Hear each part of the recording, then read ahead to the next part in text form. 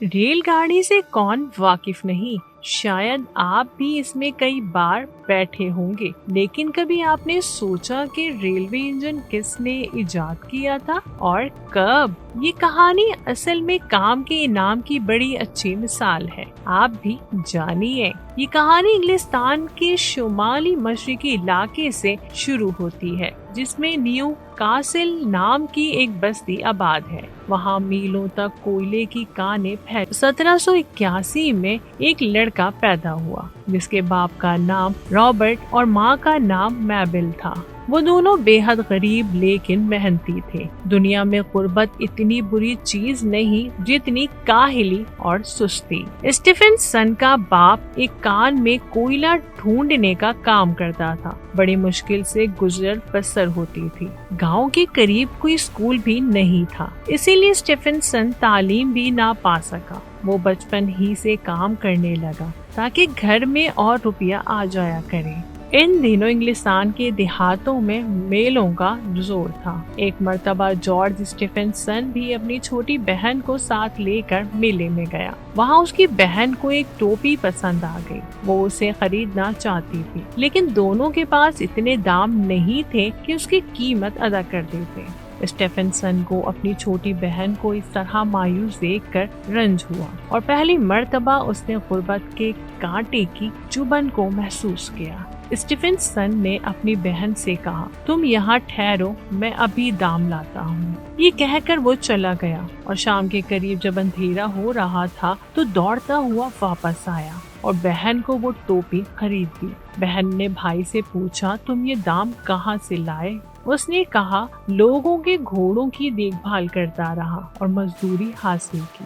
George بچپن ہی سے اپنے باپ کے ساتھ کوئلے کی کان پر جایا کرتا تھا اور وہاں کام کرتے انجنوں کو بڑے غور سے دیکھا کرتا تھا۔ اس کو شروع ہی سے انجینئرنگ سے دلچسپی تھی۔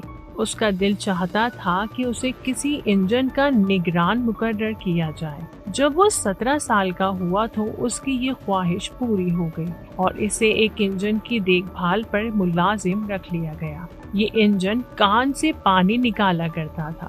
جب کبھی اس میں خرابی پیدا ہوتی تو وہ خود اسے ٹھیک کر لیتا۔ اس طرح وہ رفتہ رفتہ انجن کے کل پرزوں کو پہچاننے لگا۔ کام کے ساتھ ساتھ جارج پڑھتا لکھتا بھی رہا۔ وہاں کوئلوں کو ٹوکریوں کے ذریعے باہر نکالا جاتا تھا۔ جب ٹوکریاں کان کے منہ پر پہنچ جاتی تو وہ ایک کل کے ذریعے، جسے بریک کہتے تھے، روک کر خالی کر لی جاتی۔ اس سے پہلے بھی بہت سے آدمیوں نے اس قسم کی کوشش کی تھی اور انجنز کے چند نمونے بنائے تھے، لیکن وہ کامیاب نہ ہو سکے۔ آخر جارج اسٹیفنسن بڑی محنت سے سب سے اچھا انجن بنانے میں کامیاب ہو گیا۔ 21 سال کی عمر میں جارج اسٹیفنسن کی شادی ہو گئی، لیکن تھوڑی مدت بعد ہی اس کی بیوی مر گئی۔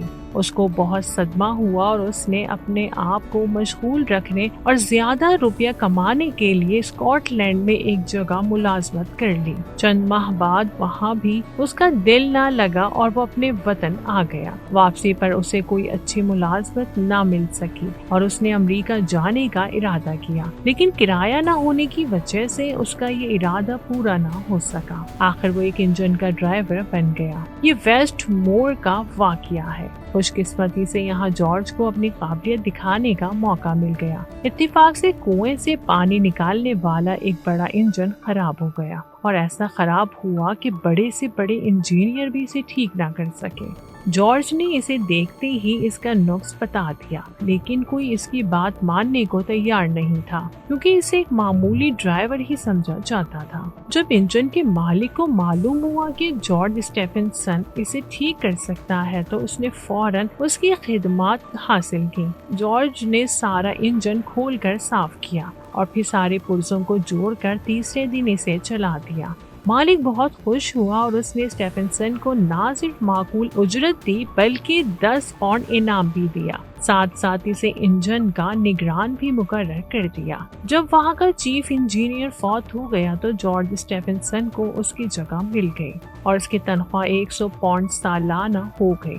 जब रोजी की तरफ से उसे इत्मीनान हुआ तो उसने मुताल्ले की तरफ तवज्जो दी और अब वो बराबर ये सोचता रहता था कि मौजूदा इंजन को किस तरह बेहतर बनाया जाए। जॉर्ज से पहले एक और मौजिद और जॉर्ज ने 10 माह की मेहनत के बाद एक ऐसा इंजन बना लिया जिसे जनवरी 1814 में रेल की पटरी पर चलाया गया। जॉर्ज अपने इंजन को बेहतर बनाता रहा। न्यू कासिल में एक कारखाना कायम किया गया जिसमें अच्छे इंजन बनने लगे। एक नई पटरी 1825 में बिछाई गई और उस पर जो गाड़ी चलाई गई उसकी रफ्तार सिर्फ 12 मील फी घंटा थी। बड़ी मुश्किल से इंग्लिस्तान में रेल चलाने का कानून मंजूर हुआ और स्टेफनसन को इसका इंजीनियर मुकर्रर किया गया। इसकी तनख्वाह 1000 पाउंड मुकर्रर की गई। ऐसे स्टेफनसन को बचपन में सिर्फ 2 आने रोज मजदूरी मिलती थी। ये था उसका काम का इनाम कि अब वो इंग्लिस्तान में रेलवे का सबसे बड़ा इंजीनियर था। स्टेफनसन का काम आसान ना था।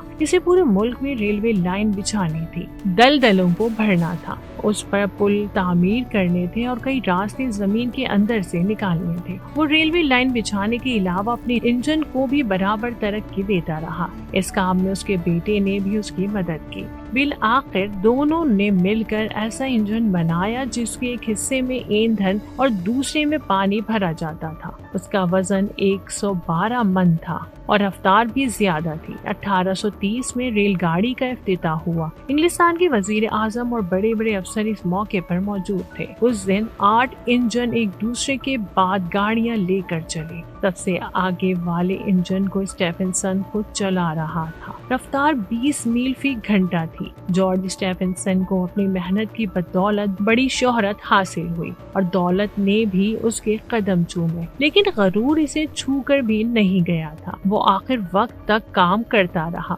बिलाखिर 12 अगस्त 1848 को उसका इंतकाल हो गया। मरते वक्त उसकी उम्र 67 साल थी।